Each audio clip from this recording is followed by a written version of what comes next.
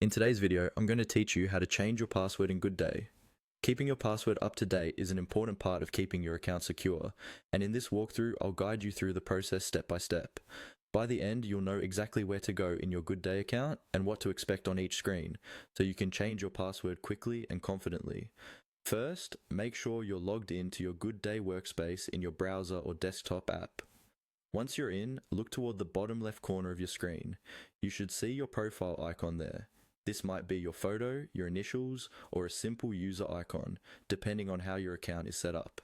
Go ahead and click on that profile icon. This is your main entry point for personal settings and account-related options. After clicking your profile icon, a small menu will appear. From this menu, look for the option labeled Account Settings. This is where Goodday groups all of your personal preferences, login details, and security options. Click on Account Settings to open your account page. It may take a moment to load, especially if it's your first time opening it, so just give it a second if needed. Once you're on the Account Settings page, look for the section or tab related to your password. It may simply be called Password. Click on that password option.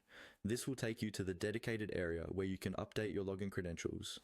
Here, Goodday focuses on security, so expect it to ask you for your current password before allowing any changes.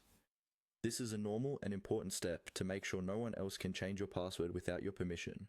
Now, simply follow the on-screen prompts. Typically, you'll be asked to type your current password, then enter a new password and confirm it by typing the new one again. As you do this, choose a password that's strong and unique.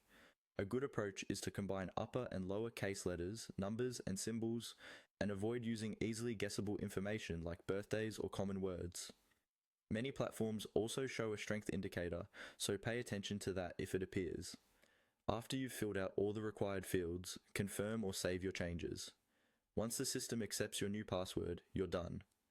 Remember to store your new password somewhere safe, or use a reputable password manager so you don't forget it. And that's all you need to change your password in Goodday.